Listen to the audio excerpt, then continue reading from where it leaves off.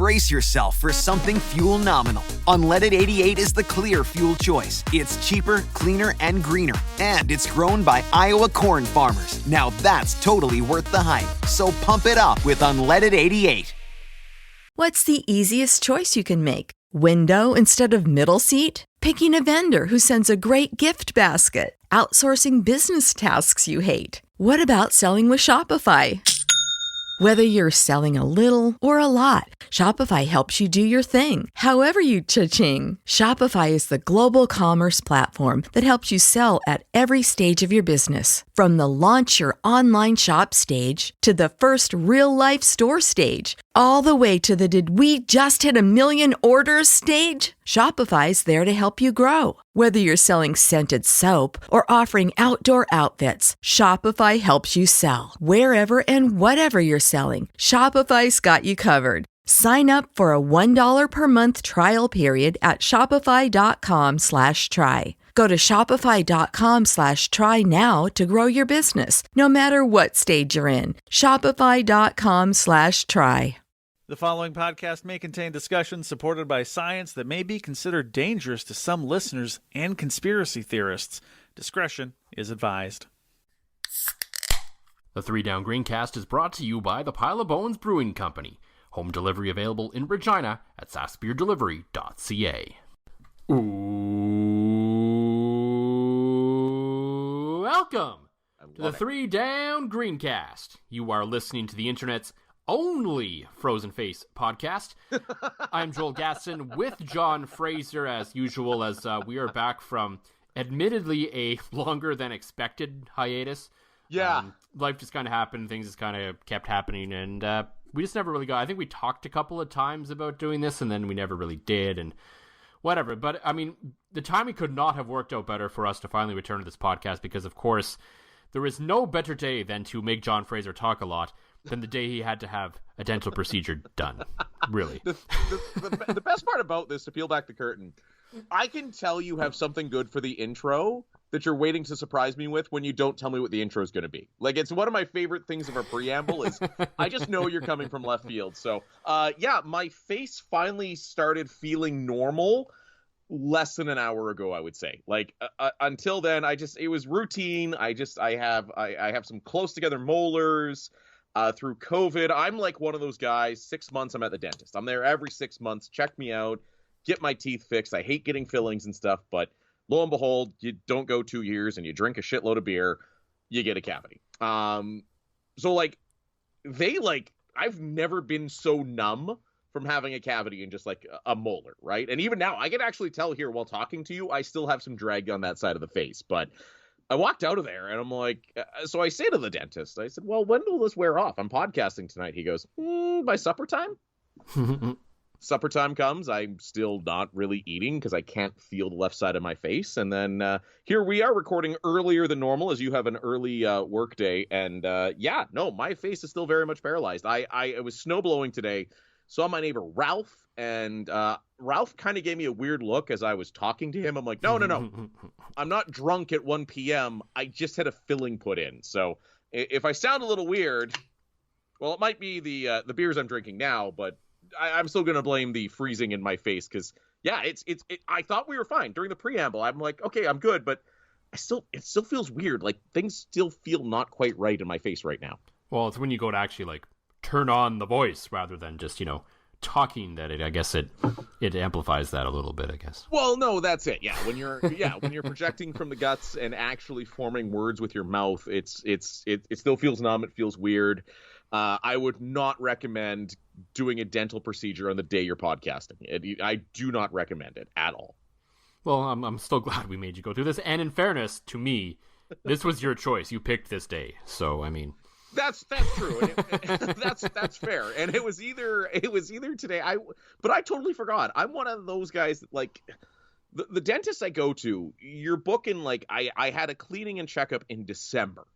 They're like, Kate, the next available date we can get you in for a filling is like February. And I'm like, okay, let's schedule it on my day off, one of my days off in February, and I'll be fine. And when I talk to you on Monday, I believe, about doing it tonight rather than yesterday because I was curling, I still forgot I had a dentist appointment.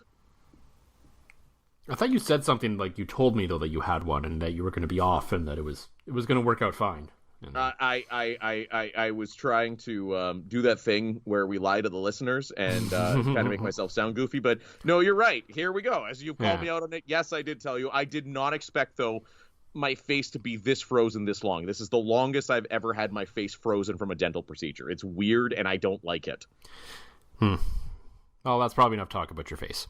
That's because hey, podcasting's a visual medium, so it's all right. good. At least it's not my equipment again, because then we get complaints. I did shave my back last night. Didn't really need to know that. If we're being honest. I just wanted to, we said equipment. I didn't want to talk about, how I'm keeping that anymore because Manscaped is no longer on as a sponsor. But definitely wanted to mention the joys of shaving one's back. I was going to text you, and you and I are open book with just about everything. But it was one of those times I'm like, this almost feels weird to text Joel, but like I feel like I need to tell him the joys of shaving your own back and how good it feels. I wouldn't know. Yeah, right. But you should try it. I don't know. I don't think I've ever seen your back. Tarp offs. You would remember if you did. Trust me. Why is it so sexy? Or you got some bad tattoo back there or something? No, there's no tattoos. But at a cottage trip with some friends once, I was nicknamed Wolverine. So we'll leave it at that. You shaved your back. No, that's good. It makes it like there's nothing wrong with a hairy back, but I can tell you the using the back blade. They're not even sponsoring us, but using this back blade thing, it's like you just like it feels great. You just like purr. It is like the best back scratch ever. So, and because you're Wolverine, it would all grow back. So okay. So now the funny thing is, when I do see you next time, I am definitely going to try to see you from the back with your shirt off. As long as it's just my shirt. Yeah, I don't want any farther than that. Like maybe after curling or something, or I'll just sneak into the spare bedroom there and, hi Joel, I want to see your back. I usually try to work off something you say into transitions, and I really got nothing right now. That's right. And it has been my goal to somehow make the weirdest shit I could say that you're stumped. After 4 years, I've finally done it. Yeah, so, of course, CFL Free Agency well underway at this point. The Riders making some moves, the big moves across the league, and all of that to discuss and more as usual. But before we get to all that, for the Pile of Bones Brewing Company, because they still like us and we still like them. Yes. John, what is in the glass this week? Well, in the glass this week is the Blackbridge Brewery. Oh, God, I can't say brewery. Oh, that is weird. Okay. Blackbridge Brewery. It's the New England IPA from Blackbridge. Blackbridge is fine. Brewery, not so much. So as I left the dental office today, I was parked down by Prairie Sun on Broadway in Saskatoon. And with my face numb, drool literally coming out of one side of my mouth, I threw my mask on and went in and bought some beer. So that is another advantage of the mask, I guess, is because if you went in there, if you were in a situation in there where you weren't wearing a mask, they might not have served you. Oh, no. It was like a 100% conscious decision. I walked in and I'm like talking out of one side of my mouth. And I'm like, hi, I'd like to buy this beer. And I was definitely glad I had a mask. And so after buying that beer, I also continued down Broadway and picked up donuts from Nutana Bakery because what's the best way to celebrate a cavity is with some sugary donuts. But Blackbridge, always good. You mentioned the Uno IPA is back. I saw some social media posts about that. But the New England, nice and hazy, as it kind of feels like spring in Saskatchewan. I wanted something light, hazy, that tastes like summer. And the New England IPA is very good for that. Absolutely.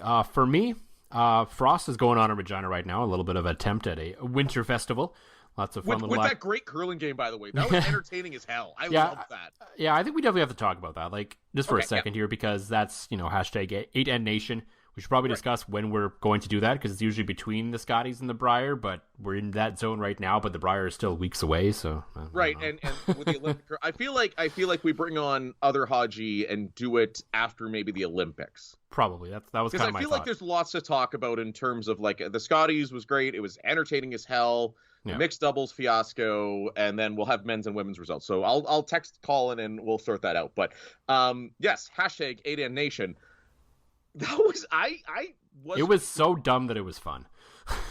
and all the players seem to embrace it and embrace the stupidity of it. Like, even Kevin Cooey himself seemed to like crack a smile every once in a while. I couldn't believe that. So I was glad that I found out there was this live stream of the outdoor curling event. My skip Luke texted me, and I turned this on. It was a slow Saturday at work, and seeing these guys, like, the best part was nobody was bitching about the ice conditions. No. Having the fans right beside them, that VIP area, was also super cool. Like, and like, nobody bitched. Like, they had to put a towel down in the hack so these guys could push off. Nobody bitched. They had to sweep the ice because it was snowing. Nobody bitched. Like, they embraced it. There was tunes going. At first I saw it, I'm like, this is a dumb idea and I hate this. But then watching the way that Team Dunstone and Team Cooey embraced it, made it a ton of fun, and just rode with it, like... I think it took them a couple of ends to kind of get into 2 to 3 ends to kind of get into the groove of what this was and how to make it, work to a degree, and not even necessarily from like a good curling perspective, just from a, okay, what are we doing here perspective. Right. and then it turned out great. It was fun. It was fast. And yeah, I would watch something like that again, but I think there's also some merit to being sort of a fun one-off that maybe we just fondly remember instead of, constantly keep going down that well, like, say, the NHL Winter Classic. Right. No, that's fair. But I feel like if you, like, it was a really cool opportunity to see the big personalities of some of these curlers. Mm-hmm. And if Team Cooey, who is notoriously one of the most serious, tight-knit, tightly wound teams on the tour, can go out there and have a ton of fun, I'd love to see other teams do it. Plus, you were at work and spotted Matty Dunstone picking up some supplies. The guys were crushing some beers. Like, it was just like, to me, I wouldn't want to see it happen more than once a year, but I think the momentum you have from that maybe it's a every 4-year thing where you run it during this time between the Scotties and the Brier, where you have that longer break during the Olympic break. Right. And then it's there as sort of a fun little thing, and maybe you move it around, you do different places, you do whatever, but I don't know, it's fun. I would love to, if they do bring it back next year. It went from something I had no interest in attending to something I'm like, okay, next year I'm booking the weekend off. I'm coming down to hang out with you, and we're going to be in the front row watching outdoor curling on natural ice. Because anybody that's curled on natural ice, I think that was the cool thing too. Everybody that was watching that has curled, whether it be, a small town curling club. Like, I've curled in Anglefeld. I grew up curling in Atikokan. Like, that's all natural ice. Like, you're throwing like peel to get a guard. No wonder I can throw it so damn hard as an adult. I mean, the tartan was like that towards the end, even so. Oh, right, exactly. the tartan it took like 3 ends for the weight to get to normal. So. Well, that's kind of the beauty of it. I think everybody that's curled could relate. To a degree, it was kind of cool seeing these guys look a little human, and just embracing it and having fun. So I think, if you can find a way to make it happen next year, if you can find your teams that are going to do it, make it happen. I definitely want to attend. The whole feed's on YouTube. It's a cool, like, to me, I'd watch it again. Like, it's dumb. Yeah. It's fun. Our boy DT did a great job with the interviews when you could tell those guys were definitely in one, as they would say. Mm-hmm. So, with that in mind, I have the Frost Red Winter Wheat Ale from Rebellion. I keep seeing it. I keep wondering about it. It is phenomenal. This is I'm on my second 4-pack that I've bought of this already. So that's... Oh shit! And that's rare for you. You rarely go back to back. Yeah, with seasonals, usually you run out of time. You're trying different things, but yeah, the truth of the matter is, I drank 4 of them in a relatively short period of time once, and Jenny wanted to try them and didn't get a chance to, so that gave me an excuse to buy another 4-pack. So what is it like? Is it like a red? Yeah, so it's a red ale. It kind of starts a little bit like their amber. Okay. Maybe a little bit more bite than normal, but then there's a nice sort of citrus finish to it on the back, which is kind of nice. Interesting. Yeah, so it's very, very different. Very, it's one of my favorite seasonals from Rebellion in a long time. Wow. Because I know I keep looking at it, and I'm such a big fan of either the Pile of Bones Red Ale, or even the Amber from Rebellion that comes in now, the Costco pack. Mm-hmm. that when I see a red ale, I'm like, I've already got lots of favorite ones, especially the Pile of Bones one. Like, I cannot, that is my favorite red I've ever tasted. Yeah. But no, okay, I'm going to have to try it because I've seen it. Yes. I've been intrigued. And now that you tell me it's a little different, like 100%, I got to give that a whirl. Yeah, no, it's not just like you see sometimes breweries, repackage beers for events, but it's just, their normal beer repackaged. This is not what this is. All right. Well, I know there's a bunch of it in Saskatoon. I'm going to have to pick some up tomorrow. Who may or may not be picked up tomorrow, we don't know because that's tomorrow. But CFL Free Agency is, of course, underway. Sort of, I think, the big story for the Riders, at least coming into free agency, was more so, again, who wasn't going to be back and the apparent lack of action in the eyes of some from Rough Riders general manager and Jeremy O'Day. Right.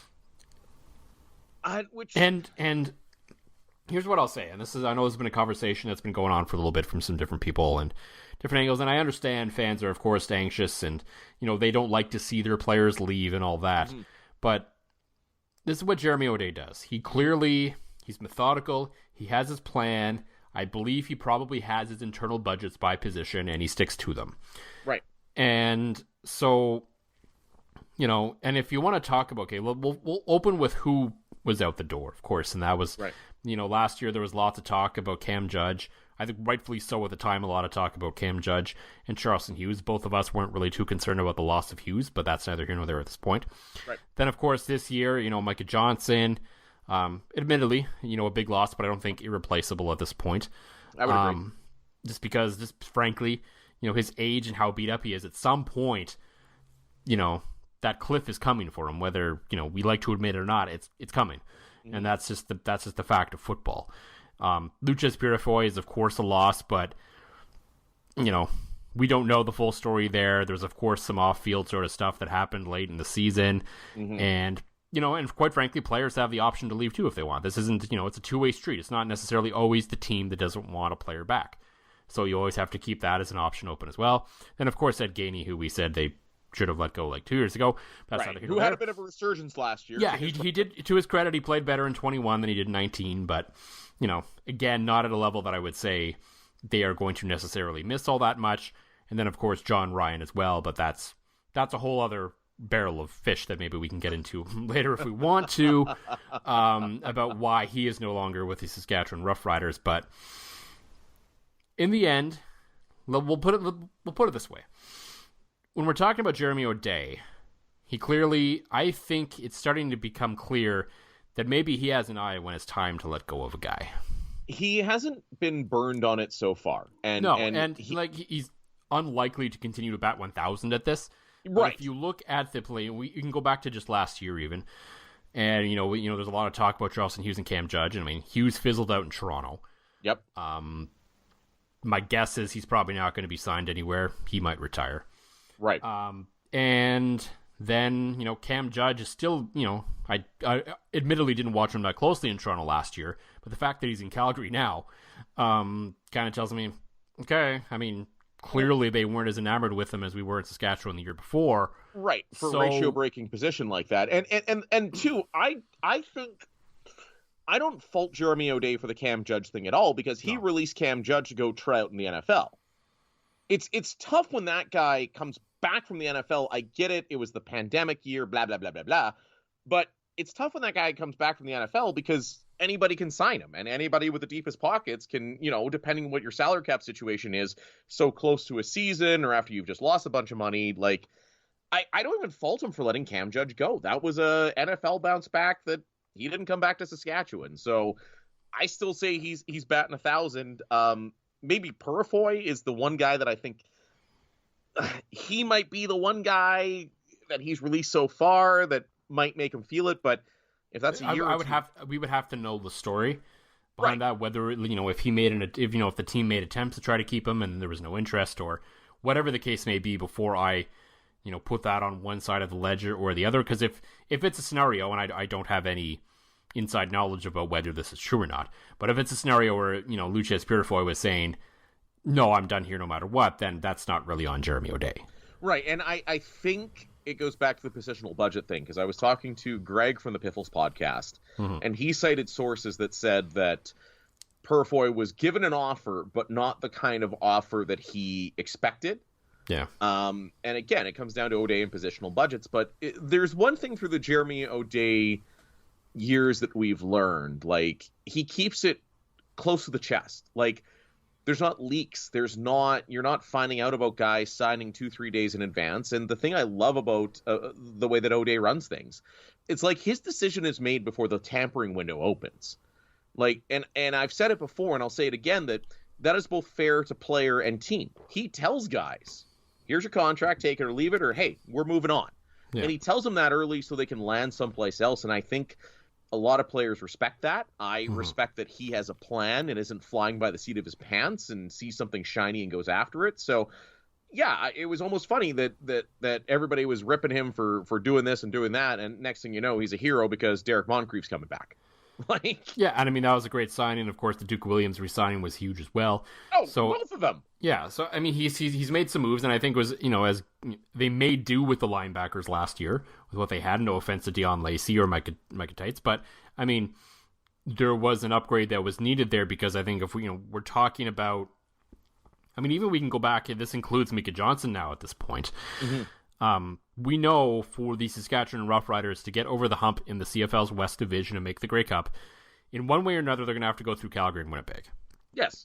And what do Calgary and Winnipeg boast, even with Andrew Harris signing in Toronto, is very strong run games. Yes. Because we've seen the Riders defensively have success against good running backs, i.e. William Stanback, but not necessarily good running games, as we've seen against Winnipeg and Calgary. Right. So for as good as Micah Johnson was for this team, and how as impactful as he was for this team, and how important as he was for this team at times, those teams still gashed them with him on the field. Yes. So clearly a change had to be made there. I think, the conscious decision, and frankly the team was getting a little old too in spots, was to get probably younger and faster in the middle there to try and compete with that, and then beef up your linebackers to make sure that if they get through, there are guys there that'll make the tackle. Well, and it's so much harder. Like, to me, the two most replaceable positions in Canadian football, and I mean this with no disrespect to any players that play these positions, are like American receiver and defensive lineman. Yeah. It seems that there's so many of these guys, that you can go out and find. The most replaceable is the American running back. Oh, yeah. Well, that as well, too. Like, it's just funny. That's like a dime a dozen, especially the way the game's played these days. But especially, like, defensive linemen. Like, it just, unless you're a guy like Willie Jefferson that is a cheat code at the position, that is just a complete freak of nature, it seems like teams are always able to dig these guys up, and Saskatchewan has done a very good job of doing that, right? So I have faith in O'Day that, although he's let some of these guys go, he's let Micah Johnson go, he has an idea, right? So pay up for the linebackers, which is a harder position seemingly to fill, especially, I mean, you're bringing back Tights, which is a ratio breaking position at that. So to me, and Larry Dean, we're going to get to see what he's going to get to do, in green and white next year. So I like the way that O'Day runs things, and I know lots of people are antsy about this being a Grey Cup year, and I've said it that they should just use the salary cap as a suggestion, but I don't know if there's anybody out there that could fill some of their greatest needs that they haven't already signed. No, because I mean, I think Larry Dean was a bigger signing maybe than sort of what has been what's happened and what's been reported, and who signed what, where, and everything. Right. And I think it's also important to remember, too, that, for as fun and as flashy as free agents, the first couple of days of free agency is, Grey Cups aren't won on this day. No. Like, how active... Unless it's the 2013 Riders. Yeah. And even then, I mean, the core was already there. But right. It was just they went out and opened up the checkbook and said, you and you and you and you. Yeah. But, I mean, if you go back to this day last year, I don't remember the Winnipeg Blue Bombers being all that active. No, the Calgary Stampeders are never active on day one. No. So, I mean, I think they were a little bit last year because of some, different roster situations that they're not usually in that they were. But for the most part, through their years where they made the Grey Cup every frickin' year, they didn't really do anything on day one. So, and I think right now the biggest problem for the Riders might actually be Jonathan Woodard going to the NFL all of a sudden out of nowhere. Right. Like just on the eve of free agency, boom, he's gone. You're like, oh, okay. But as you said, I think I think at least defensively, the team, Jeremy O'Day, Paul Jones, his whole team had, shown that they are capable of finding American defenders that fit into what they are doing. Because, when I talked about this with you, and I talked about this with Dan Plaster as well, that I think there wasn't really other than perhaps Duke Williams, even then I think they could have found ways around it. There wasn't really necessarily a must re-sign for this team, and there wasn't necessarily a must go out and get for them, because there frankly wasn't a stud offensive lineman on the market. Right. And so, kind of whatever happened, because I think as a unit, the Riders aren't really built around one or two players. They are very much a structure, a system, a team where all the pieces kind of work together, and you find the pieces that fit that puzzle more so than just going out and getting good players. Right. The only, and you're completely right, but I do disagree with you with Duke.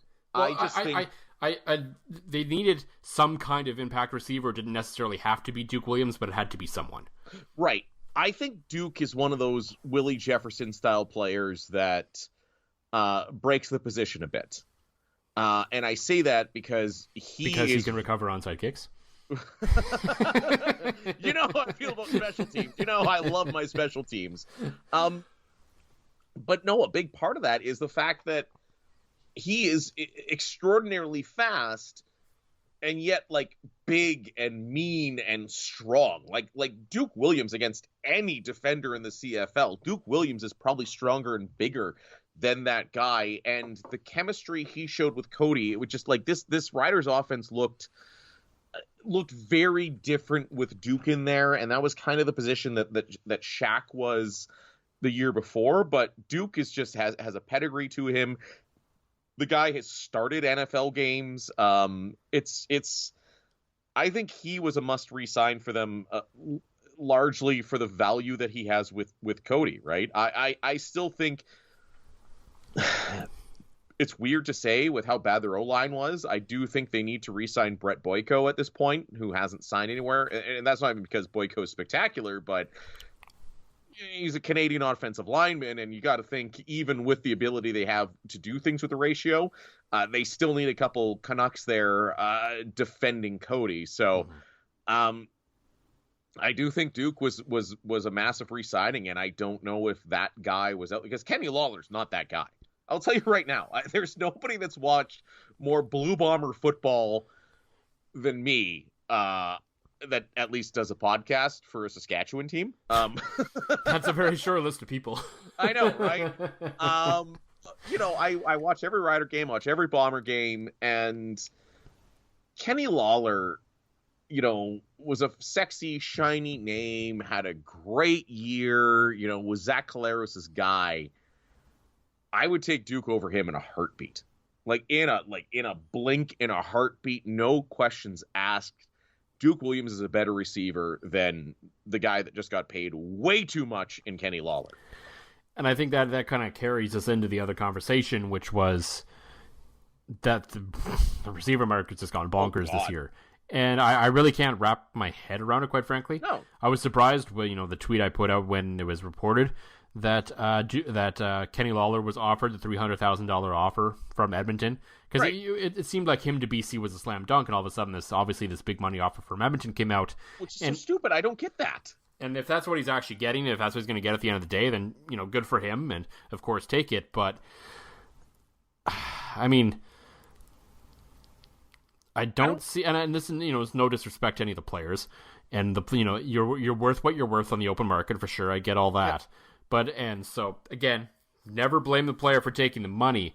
Never. I'm just amazed at basically every CFL team this year, the money that they threw at receivers. Well, and okay, and it's almost like the one-off anomaly that the opportunity that BC has this year screwed up the receiver market. Because I like what they're doing. I cannot think in my life of a CFL team that has gone into a season with a guy on a rookie contract, as your starter. Well, it's so difficult to do, and at least one that you expect to be your starter. Because, I mean, it's very much the NFL model right now, but yes. I mean, the NFL model is you draft the Joe Burrow and you make hell while he's on his rookie contract. Well, and that's exactly it. And you just don't see that in the CFL. So I see why BC did it. I see BC's logic was, okay, we're going to pay our quarterback $80,000 this year, but we're going to give him Lucky Whitehead. We're going to pay out the ass for a 1-year deal for Kenny Lawler, knowing that it's a 1-year deal. We're going to sign guys, we're going to surround him with talent, and we're going to give him the best chance to succeed that we can. I mean, they haven't really upgraded their offensive line either, but I mean... But I mean, they weren't... Their offensive line wasn't comically bad last year. No. It wasn't great, but it wasn't comically bad. But they basically went out and said, okay, we're going to give you some weapons and figure it out from there. We're going to support you the best way we can. And then to get to go double Canadian, I'm sure Justin Dunk is all over the place, and I know even myself going double Canadian at quarterback, and then a friend of a friend, Sean White, being added as a kicker. I'm like, okay, I might have a second favorite team this year. But it's like that idea of like, okay, we're gonna pay you really well for 1 year because our quarterback's only making $80,000 for a year. Here's a stupid offer, and then for Chris Jones, go full Chris Jones, and up that like. He's not a good personnel man. He's a shitty human and a worse personnel man. And this is proof of it, that he's essentially made the receiver market stupid. I always thought that Duke Williams was going to sign for around $250. Only because I think you needed to pay him enough to not make him have the temptation to go on an NFL practice roster. Mm-hmm. So to me, Duke was always going to cost you between $250 and $300 because Duke is still good enough to me. He can be on somebody's practice roster. And for them to get him at $260 plus, he's going to show up at the Rocanville Sportsman Dinner and the Saskatoon Sports Celebrity Dinner and the Prince Albert Sports Celebrity Dinner with that under the table money. But neither here nor there.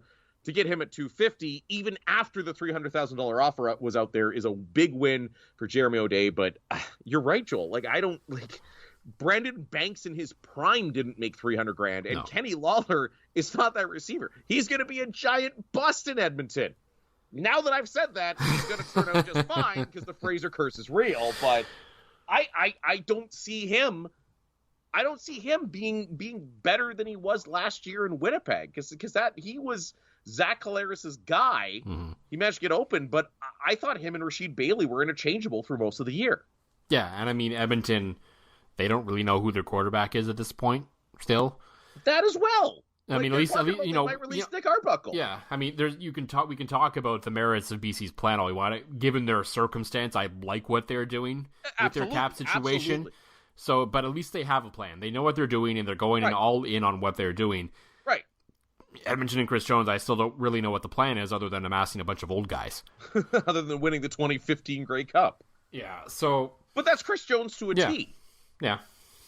And that's him being back in this league, and I'm just glad that, because that was when that 300 that number of 300 came out. I thought to myself, like, oh shit, this is going to price Duke out of Saskatchewan.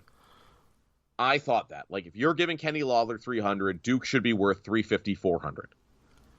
Not that anybody will give him that, but to see him sign for a reported 250, 260, so it's a win for everybody. It's a win for O'Day. And I feel like Jeremy O'Day always knew that was coming. Yeah, I mean, Duke Williams, there wasn't a lot, throughout the tampering window period, you kind of hear who's talking to who, and, there's a lot of names getting thrown around, and a lot of what happened on Tuesday was just confirmation of what we already knew was coming and the whole thing. And Duke Williams' name never really popped up anywhere. There wasn't any talk about him talking with anybody, not even the writers, like nobody. Like Duke Williams wasn't on like the radar pretty much anywhere. So to me, that suggested, okay, the contract's probably basically already in the drawer. Which was funny though, because he did tweet out last week and cause some panic in Rider Nation that, I'll make my decision this week. Like, well, yeah, obviously, everyone will. Well, yeah, I know. It was just funny though, watching like the echo chamber, watching a bunch of Rider fans like kind of have a small meltdown over that, but he's huge. He's a guy they needed to get done because that's a different offense with him. I mean, and I still think they need a line help, but you said it earlier. There wasn't a Stanley Bryant. There wasn't a guy on the market that you're like, you got to go get that guy to make this offensive line better. This isn't Brendan Labatt in 2012 is suddenly a free agent. You know, Evan in Johnson 2011, 2 years ago. yeah, he's fine. I don't think he's quite that level, but yeah, there wasn't like that marquee offensive lineman on the market that you would be like, okay, they need to go sign. There's some names that probably could have helped, but there weren't guys that you were like, oh my god, they need to open the, you know, they need to back the truck up and get this guy. Like that just did not exist. And could there have been some names? Maybe Jeremy O'Day was in on some of them, trying to sign them. Who knows? But regardless, you know, I think the O-line is going to be what it is again. You know, maybe a year under the belt they'll be better. We'll kind of have to see what the draft brings. Let's hope. And then, you know, those have to go from there on. That basically is where they're at. Right. And the other thing I find interesting, the amount of reaction today on social media about Isaac Harker signing in BC. Yeah. I don't think anybody's got anything to worry about. Like, no offense to Isaac Harker, but he's not one of those like backup quarterbacks you look at and go, "Oh my God, he's going to be great." Like he's the second. He's going to be a starter. He's going to be great. Yeah, he would have had to show more to this point. He wasn't. Even if he does go on to be a pretty good quarterback in this league, he wasn't at a point in his career where he was going to surpass Cody Fajardo right now. Right. Even Cody Fajardo on kind of an year was not. You know, if Isaac Harker wasn't at least at that level, then there probably wasn't really a point in keeping him around at this point. No. So whether the team decided to move on, they both decided to move on, whatever the case may be, you know, I think for both sides, it probably made sense to part ways. Because, I mean, he's going to want to go look for, you know, a place like BC. It's a really good spot for him to say, hey, you know, I bide my time. Maybe these two guys ahead of me, or at least one of them. We don't really know if O'Connor's going to end up being the backup or not. But we know that there's, you know, a lot of quarterback uncertainty here. I may have a chance to actually start some games here. So I don't necessarily disagree with the decision from his part. And, you know, this is why they signed Mason Fine. They gave him a 3-year deal. They know that they wanted to develop this guy. And, you know, at the very least, they think the two of them are comparable. So there probably just wasn't really much point for either side, from anyone, you know, for either side here to keep Isaac Harker in Saskatchewan. No, absolutely. I'm going to throw one name out there that I've been scrolling through the list. And I know you're going to laugh because he was an Ottawa Red Black last year, and nobody from the Red Black should be considering it good. But I would like to see the Riders in some way bring in Anthony Coombs. Coombs hasn't shown a lot in the CFL, but he was one of the most dominant players I ever watched at U Sports, right up there with Nick Dembski. Canadian, running back, like... I know you're probably going American at running back, 100% you're going American at running back, but it's one of those names I like. I'm scrolling through here that I would like to see them try to bring in a value contract. And of course a French Canadian fullback, because that's essential, right? Of course. Yeah. I just don't know if a guy like Coombs really fits in the Jason Mazza system. Oh, I'm not talking as a starter at all. I'm not. Not even as a starter. He doesn't strike me as a guy that he would use all that much. So really, I'm always one for get more Canadians that you can, especially because I think the Riders to succeed are going to need to go 3 Americans on the offensive line. Like, I think you've got Johnson and Clark, and that's about it. So I'm trying to think of like out of the box, like Canadian guys you can sign to hopefully do something to fill some of these spots. Because I mean, they regularly could have started more than the 7 last year. Oh, 100%. So they have the room to absorb it for sure. Right, which I think they're going to need to do. But I like Jeremy O'Day's free agency. Like, you know, we're talking a lot about it, and I just think he's been good. He sticks to the plan. He hasn't got involved in the markets that have gotten stupid, and yeah, I think Jeremy O'Day has a plan. And I know a lot of people are wondering, and even I wondered a bit, you know, saying that you should just spend as much as you can to try to host the Grey Cup. But I don't know. He seems to have re-signed the right guys, and I think after a couple days, the Riders are looking pretty good.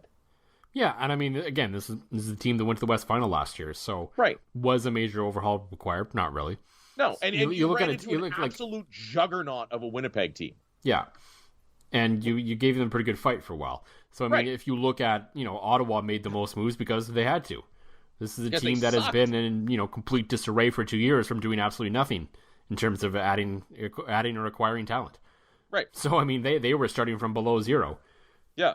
So that's why that kind of happened. BC's in a scenario, too, where they need to add talent to try to get to that next spot. Edmonton, in theory, I guess, is there, but who really knows what they're doing at this point?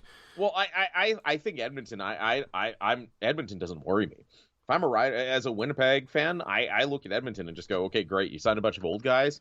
You have Chris Jones in charge. You have a locker room that was already fragmented, and you have players out of there that are saying, hell no, I'm never signing here because of Chris Jones. Like, I don't know. They don't worry me. The BC experiment to me, though, Joel, is so friggin' interesting. Mm-hmm. Like, that's the one that really gets me. Like, if Nathan Rourke can essentially be Cody Fajardo, yeah, how good is that team going to be? There's definitely potential there, no question. Right? Like, that to me is the wild card. Like, I think Winnipeg is not going to be.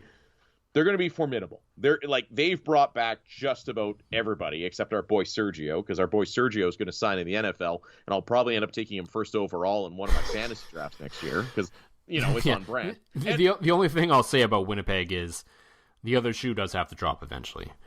Like they get old eventually. Yeah, and they're on paper probably going to be Grey Cup favorites, maybe coming to the season again, deserved. But eventually, injuries, bad luck, something is going to pile up against them, and it's just not going to work. Well, they shouldn't have won that. They shouldn't have won the Grey Cup. Like, it shouldn't have happened. It was all Sergio. And if it wasn't for Sergio, they don't win the Grey Cup. And yeah, I Sergio, mean that's the hill we're going to die on still, is that he should have been the MOP of that game. And when we have him on this podcast, which is still in the works, we're going to die on that hill with him.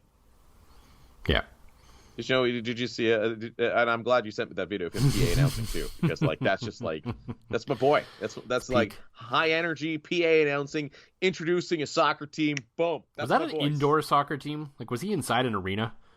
It kind of looked like he was. Yeah. Actually. I'm very fascinated as to what this league is. We need to learn more. Okay. When we have Sergio on, we ask him about it. Mm-hmm. When you need mealtime inspiration, it's worth shopping Baker's, where you'll find over 30,000 mouth-watering choices that excite your inner foodie. And no matter what tasty choice you make, you'll enjoy our everyday low prices, plus extra ways to save, like digital coupons worth over $600 each week. You can also save up to $1 off per gallon at the pump with fuel points. More savings and more inspiring flavors make shopping Baker's worth it every time. Baker's, fresh for everyone. Fuel restrictions apply.